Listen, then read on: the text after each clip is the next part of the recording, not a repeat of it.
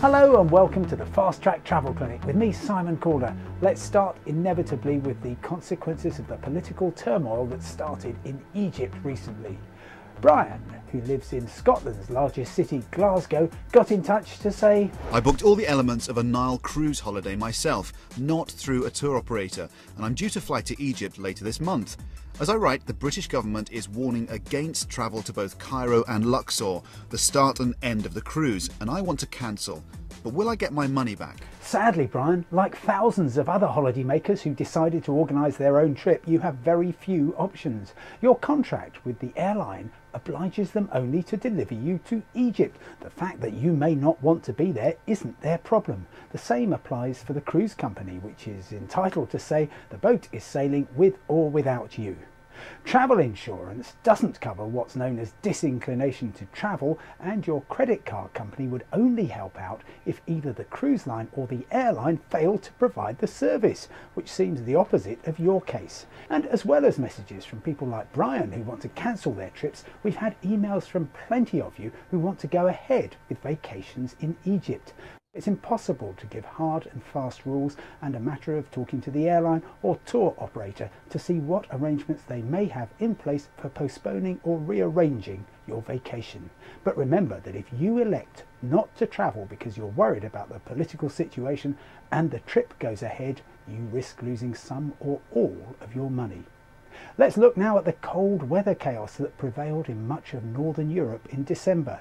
Terry Roda in Lusaka, Zambia, contacted Fast Track to say, my son was booked to fly with British Airways from Edinburgh to Lusaka via London Heathrow.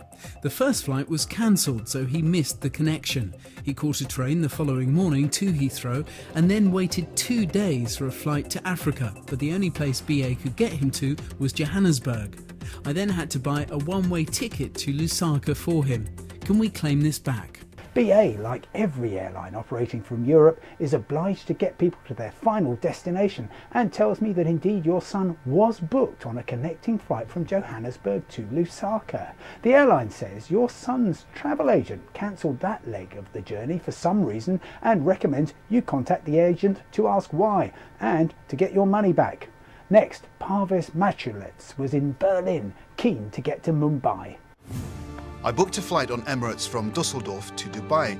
Unfortunately, my Berlin-Dusseldorf flight was cancelled due to heavy snow and I couldn't reach the Emirates flight. Am I entitled to a full refund? Parves, your story is typical of many we've received.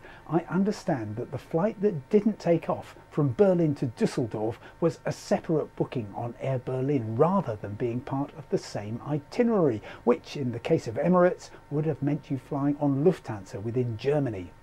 Now, if you fail to turn up to check in for your flight, as you did at Dusseldorf through no fault of your own, then the airline has no obligation to you. If, though, you were booked through to Mumbai on the same ticket from Berlin, then the airline's responsibility is to get you there and look after you in the meantime. The best hope I can offer is for you to claim on your travel insurance, or failing that, ask Emirates if you can possibly reschedule for later in the year. Well, that's all we've got time for in this session of the Fast Track Travel Clinic. Keep those emails coming at fasttracktravel@bbc.co.uk and I'll do my very best to find you an answer. From me, Simon Calder, bye for now and see you next time.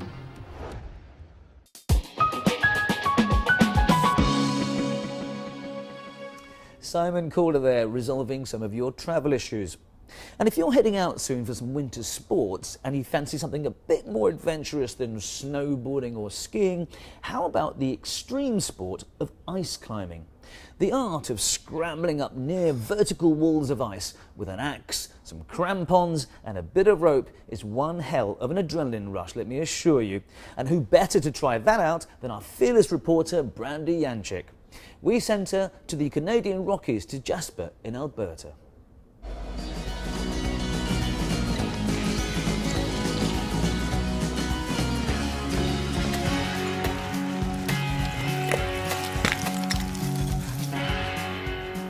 I'm in the town of Jasper, Alberta, which is nestled inside the Canadian Rocky Mountains. It's so wild and pristine here that it's actually been declared a UNESCO World Heritage Site.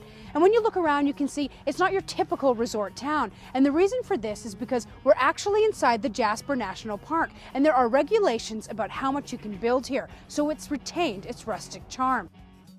Jasper's main winter sports are skiing and snowboarding, and they have it here at Marmot Basin, just 20 minutes outside of the town. Now, because we're secluded inside the Jasper National Park here, there's rarely any crowds on the mountain or long queues to get on the chairlift. Woohoo! This is beautiful! This is not a purpose-built resort. So we've got the wildlife that really do wander the streets freely. It's devoid of all those commercial trappings, and it's really peaceful, and it's very natural and authentic.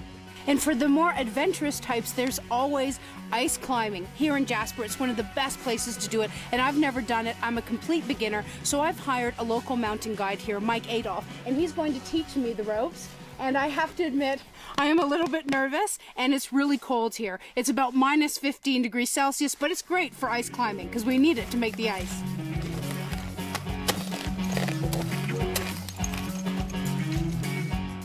So now that Mike has cleaned off the waterfall, I have to figure out what I have to wear. The climbing harness, okay, so this is going to come put on like my harness here. We're going to use that to attach the rope to you to keep you safe. And then last but not least is the crampons. I guess the main question I have for you is how safe is it? Absolutely 100% safe. The technique we're going to use is called flat footing. So the idea with flat footing is that our feet are absolutely flat. That's it. You can take little smaller steps if you want. Perfect. Excellent. Okay, step down off the ice. I want you to just move your arm like a stick. Just do that. Okay, so the tool's not really doing much. All right. Now I want you to just flick the wrist with the tool. All right. Ooh. Okay? Okay. Makes sense? Yep, absolutely. Move my bum out so I can see my feet. That's really important.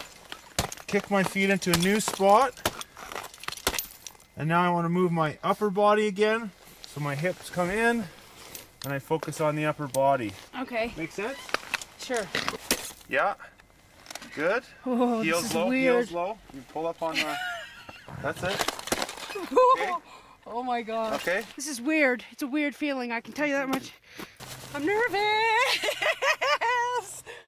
Alright, so I'm going up there. Yep. I am scared, I'm excited and scared and a mixture of everything. Oh my gosh. How did I get myself into this? There you go, that's better. Whoa. This is a lot scarier than just the beginning there. Get on your feet, get off your knee. Oh! Straight up to glory.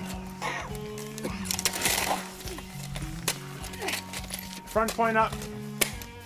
You need to get your butt out there. You need to put your toes in with your heels low. Come on, come on!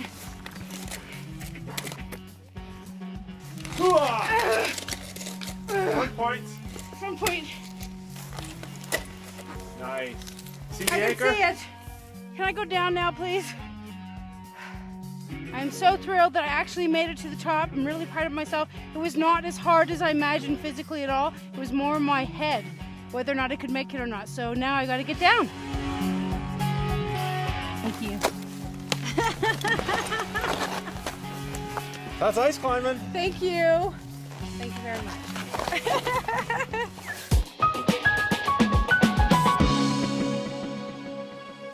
And I've got to say, a high five from us too, Brandy, for taking on that challenge. You wouldn't catch me doing it. Well, sadly, that's all we've got time for this week on Fast Track, but join us next time when... I'll be finding out why French hotels are introducing a new rating system.